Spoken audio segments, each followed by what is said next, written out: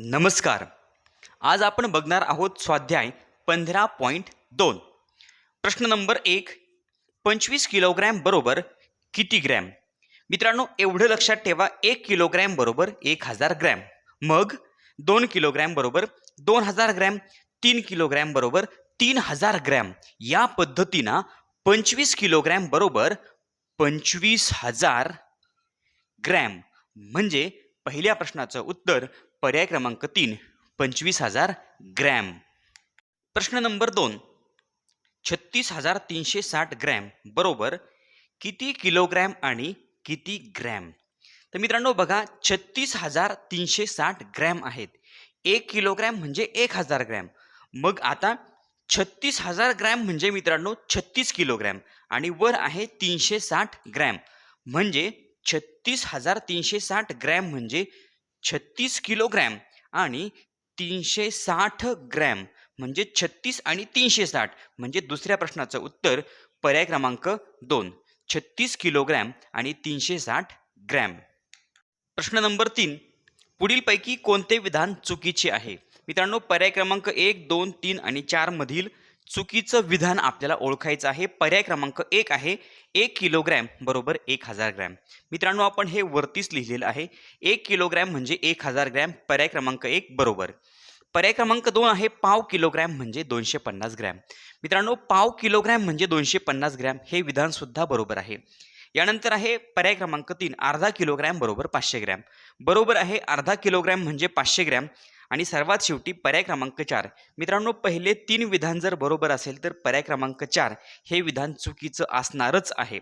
चला बघूया. पाऊण किलोग्रॅम बरोबर 850 ग्रॅम. मित्रांनो, हे विधान चुकीचं आहे. पाऊण किलोग्रॅम म्हणजे 750 ग्रॅम. म्हणून आपलं तिसऱ्या प्रश्नाचं उत्तर आहे पर्याय क्रमांक 4. मित्रांनो, पर्याय क्रमांक 4 हे विधान चुकीचं आहे. प्रश्न नंबर 4. क्ष ही कोणतीही संख्या असेल तर क्ष गुणिले 10,000 ग्रॅम बरोबर किती किलोग्रॅम? मित्रांनो, क्ष ही कोणतीही एक संख्या आहे. बघा, आता 1 किलोग्रॅम म्हणजे 1000 ग्रॅम. आता क्ष गुणिले 10,000 ग्रॅम बरोबर किती किलोग्रॅम? तर मित्रांनो, 10,000 ग्रॅम म्हणजे 10 किलोग्रॅम. बघा, 1 किलोग्रॅम म्हणजे 1000 ग्रॅम, 10,000 ग्रॅम म्हणजे 10 किलोग्रॅम. बघा, आता क्ष ही कोणतीही एक संख्या आहे. म्हणजे क्ष गुणिले 10,000 ग्रॅम म्हणजे 10 किलोग्रॅम. म्हणजे मित्रांनो, चौथ्या प्रश्नाचं उत्तर आहे पर्याय क्रमांक 1, क्ष गुणिले 10 किलोग्रॅम. म्हणून चौथ्या प्रश्नाचं उत्तर पर्याय क्रमांक 1. प्रश्न नंबर 5.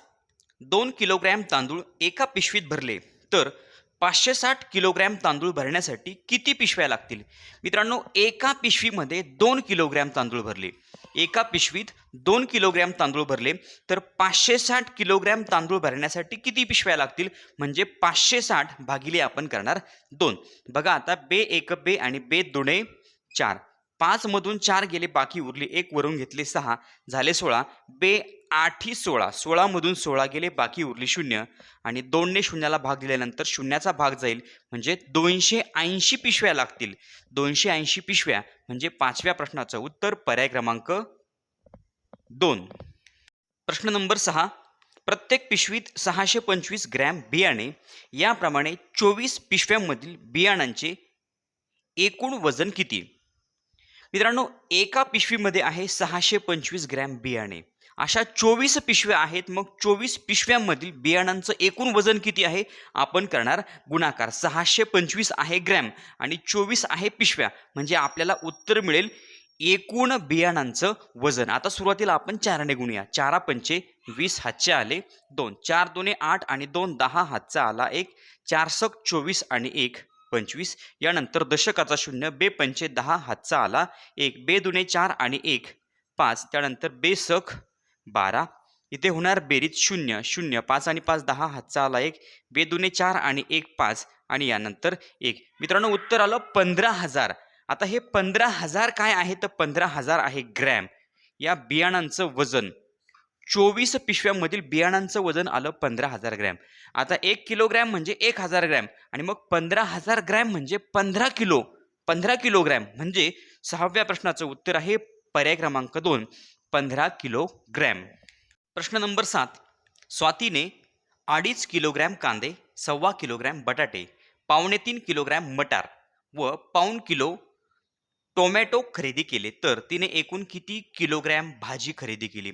मित्रांनो बघा, 2.5 किलोग्रॅम. आता 2.5 किलोग्रॅम म्हणजे 2 किलो आणि वर अर्धा किलो म्हणजे 2500 ग्रॅम कांदे. त्यानंतर आहे 1.25 किलोग्रॅम बटाटे. आता 1.25 किलो म्हणजे 1 किलो आणि पाव किलो. 1 किलो म्हणजे 1000 ग्रॅम, पाव किलो म्हणजे 250 ग्रॅम एवढे तिनं बटाटे खरेदी केले. त्यानंतर 3.25 किलोग्रॅम मटार.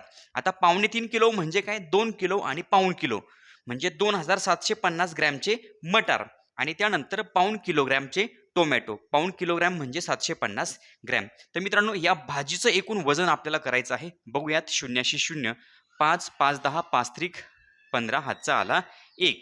बघा आता 5 7 आणि 7 14, 14 आणि 2 16, 16 आणि 5 21 आणि 1 22 हातचे आले 2, बे 1 बे, बे 2 4, बेत्रिक 6 आणि 1 7. तर मित्रांनो हे झालं 7250 ग्रॅम. हे झालं भाजीचं वजन. आता 7250 ग्रॅम पर्याय नाहीये, पण 7 किलो आणि 250 ग्रॅम म्हणजे 7.25 किलोग्रॅम म्हणजे 7व्या प्रश्नाचं उत्तर आहे पर्याय क्रमांक 1, 7.25. प्रश्न नंबर 8. 18 किलोग्रॅम गहू 6 व्यक्तींना समान प्रमाणात वाटले तर प्रत्येकाच्या वाट्याला किती गहू येतील? मित्रांनो गहू आहे 18 किलोग्रॅम.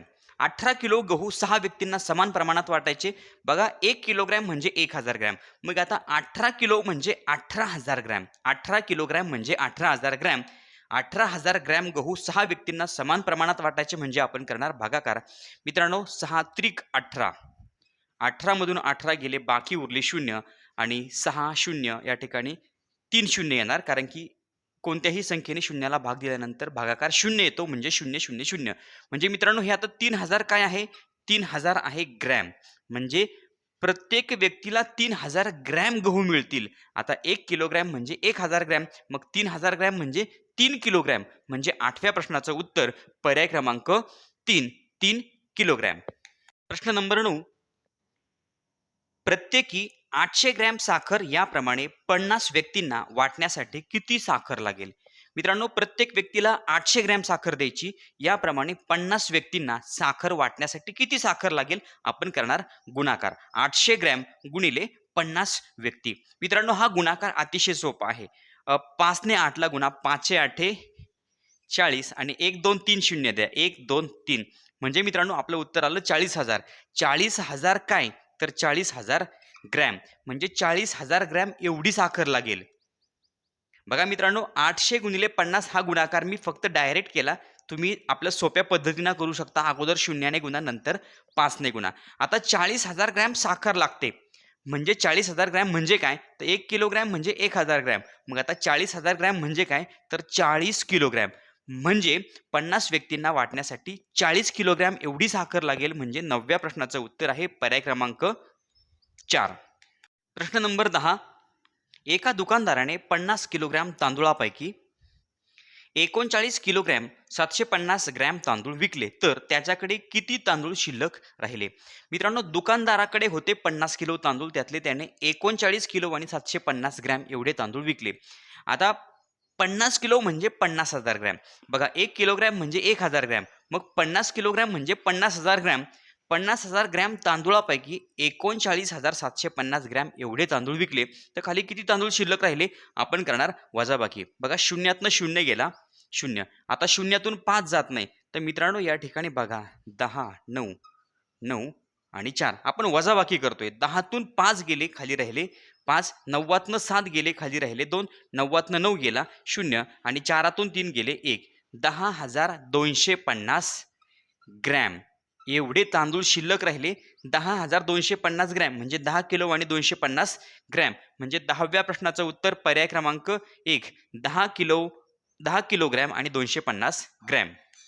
प्रश्न नंबर 11 व 12 या व्यवसायातले हे शेवटचे 2 प्रश्न मित्रांनो तुम्ही सोडवा आणि उत्तर मला कमेंट बॉक्समध्ये सांगा. चॅनलवर नवीन असाल तर चॅनल सबस्क्राईब करा. व्हिडिओ आवडला तर लाईक करा, कमेंट करून कळवा आणि आपल्या मित्रांना व्हिडिओ शेअर करायला विसरू नका. धन्यवाद.